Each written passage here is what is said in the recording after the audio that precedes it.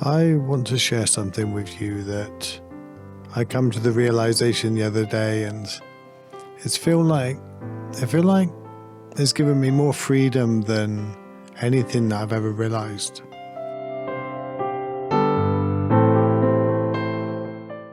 And it's made me feel more whole than I've ever realized. And one of the things that I talk about becoming whole is including feelings, including as much as you possibly can in your life.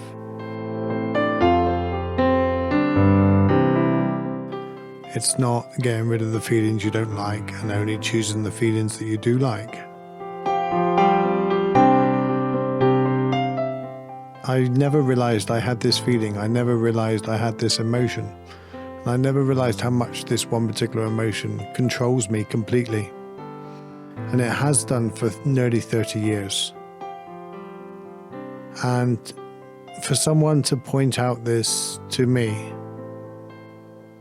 although they didn't point to it precisely, but what they pointed to enabled me to find it myself and see it.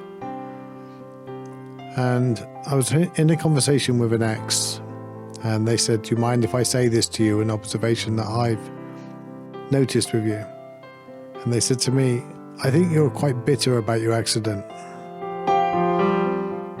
And although I don't recognize the word bitter, I really don't, it annoyed me. And when something annoys me, when something really grinds you, when someone says something and you're bothered by it, they're onto something. And you may not like it, but they're onto something. And I sat there and I thought about it, and I let them talk and I listened. And before I tell you about this emotion that I've realized now that quite possibly has controlled most of my life and held me back from having any kind of freedom, and it explains so much in my life, so many of my decisions, so many of my fears, and I had no idea it even existed. Over the past few weeks, or one thing I've always found difficult in my life is to ask for help.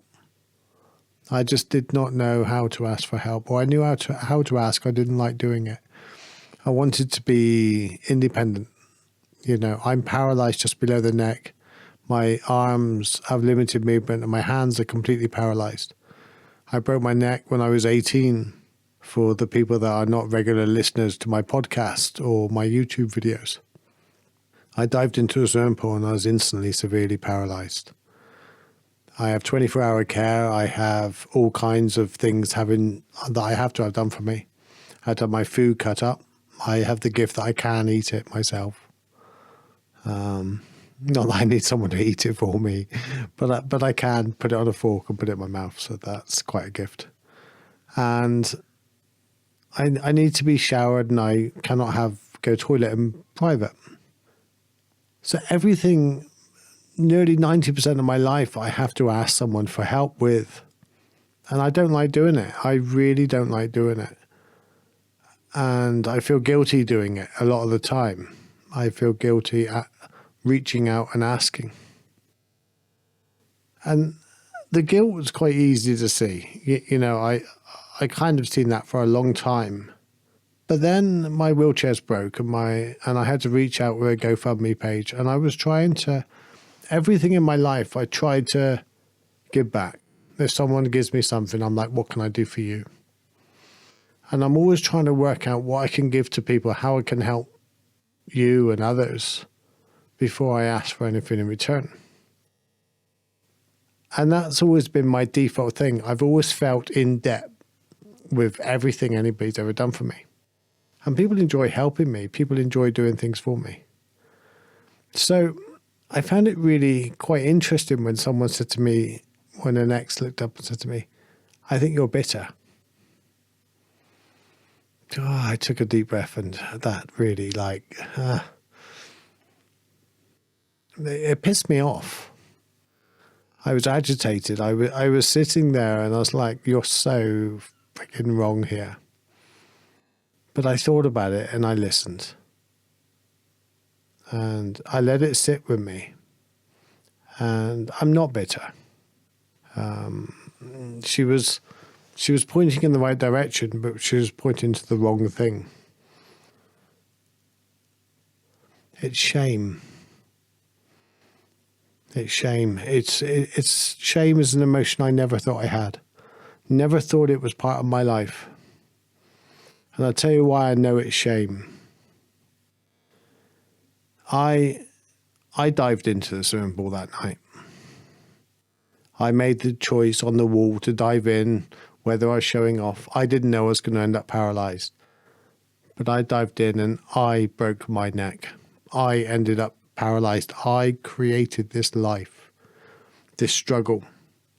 And because of my foolish action at the age of 18, now I need to ask people for help all my life. And I feel ashamed asking for help. I feel ashamed because they didn't do it to me. I've got no one to blame. I've got no one to, right, well, it's your fault. You're the one that can pay. You're the one that can pay for my new wheelchair and things like that. You're the one that needs to help me out because you did this to me. I don't have that luxury. I don't have that. I could blame people, but it would be unjust and it would not be right. So there it is. For nearly 30 years, I broke my neck in 1991. For nearly 30 years, shame is the thing that, or certainly a large part of the shadow I couldn't see.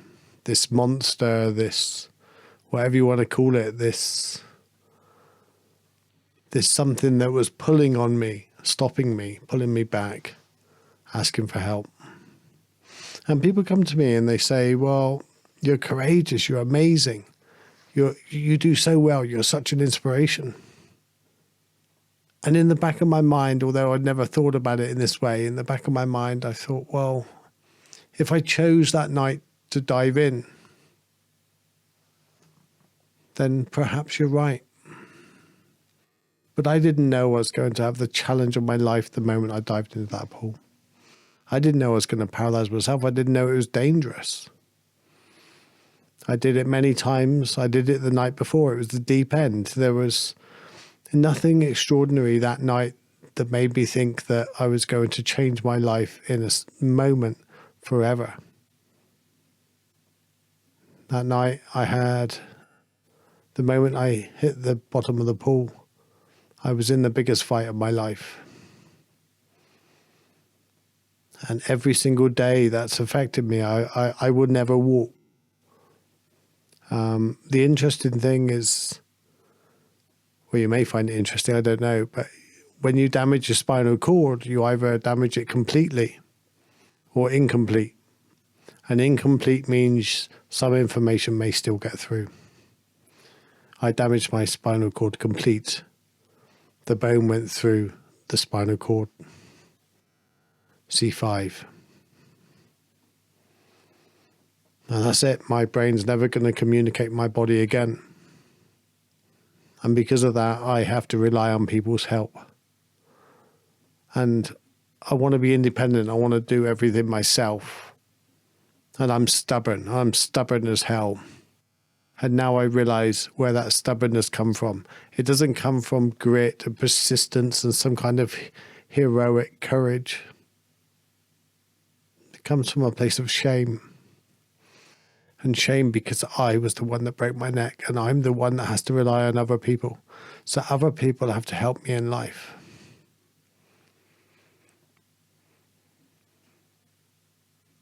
But that's okay because look, here's the thing.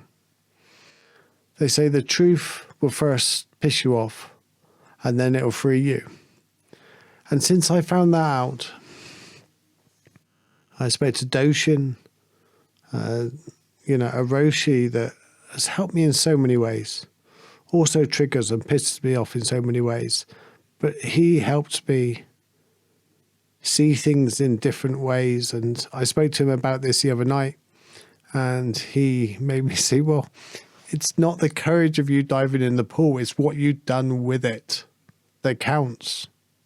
That's why people admire, it's your actions that you do with whatever happened to you. It's the way you respond. And isn't that life?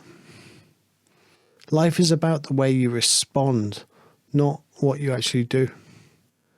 So I've allowed the action I did, I allow that mistake of a teenager that could happen to any teenagers. A mistake of one night, I've allowed it to hold me back. I come across other disabled people and I avoid them, not because I've clearly got a thing about disabled people, but because I put myself here, they probably didn't.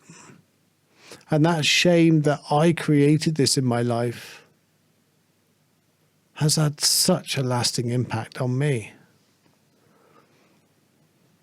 But realizing that, it's just made me feel so much more freer. Since then, it's like, wow, that's what it is. It's like having a pain in your side and suddenly finding out what's causing it. And now you can work on fixing it. I don't know if that's the best analogy. But in order to work on anything, in order to grow anything up, in order to bring something to a place where you could do something with it, you have to bring it into awareness. And I had no idea. If anybody said to me, do you know what? I reckon you suffer from shame. I've read 2 books of Brené Brown about shame. She is the shame master. She's the Zen shame master. And when I read those books, I could see shame in other people. But I'd never seen it in myself. Never thought. So it's like, and I love my life. Don't get me wrong. I've just recorded a podcast of how much I love my life, which I'm going to put this podcast out first. And there's a reason for I'm going to do it that way around. So much of my life is pulled down by this shame. Shame is one of the lowest emotions, but it's one of the most subtle, unseen, unfelt, but it's one that affects so much of your life. It's so subtle, or it certainly was in my case. It almost disguised itself as guilt. I could see that, but I denied that, just brushed that aside because it wasn't really that. It's really raining outside. I hope you can still hear me. It's just, I feel so free. I feel freer just talking about it. So thank you for listening to this podcast, But look at what's holding you back in life, A shadow to me or something in this way, to me, is like, at the moment, they reckon there's a 10th planet and it's huge, but no light shines from it. So they cannot see it. But they know it's there because they can see the pull on the other planets. So they can see the effect of it. Then the effect of shame in my life has been not reaching out, not looking up and going, hey, can you help me with a wheelchair? Can you help me with this? And every time I ask for help, I really battle with it. And I feel my voice break when I do it. I feel my voice like hesitant. Can you do that for me, please? Is it possible you could do that? It's almost like I don't feel like I've got the right to ask. And I've reached out now and I've asked my wheelchair. And so many of you have donated £6,500 right now. I've got £900 myself. I've got 3,000 left to go. And the feeling is just amazing for people to reach out and help me. It's happened a couple of times before where a group reached out to me and helped me with an air conditioner. And other people individually have helped out and said, hey, is there anything I can do to help you? And I've been like, no. And even when I asked for the money for this wheelchair, this custom built wheelchair that's going to just bring back my independence, that's just so incredibly amazing. But even when I asked for that, I almost want to give the money back. There was a couple that put £1,000 in the first couple of days, and I was like, wow, can I just give you the money back? I wasn't sure I could live with the guilt of having it. And I now know it wasn't guilt, it was the shame that I created by accident. Of course, these people want to help me, and I'm not going to give the money back. So if you're thinking you're going to get your money back, you're not. I'm going to get my wheelchair. I'll put a link to the GoFundMe, because if I do earn enough money, see again, earning. If you do donate enough money, I'll then, above the wheelchair, I'll then get my book published, Gift of No Choice. And the book's now the right time, because recognizing this, and going back to the planet analogy, this planet is pulling on the other planets, and they can see the effect, but they cannot see the planet. Here's the thing. We've got to shine a light on our emotions, not to exclude them, not to push them away. Shine a light on them. See them. Expose them for what they are. And then they'll free us. Because this has freed me. Just recognizing that it's shame that has been holding me back. If this podcast does resonate with you, please share it with your friends. And really, I want to leave you with one thought.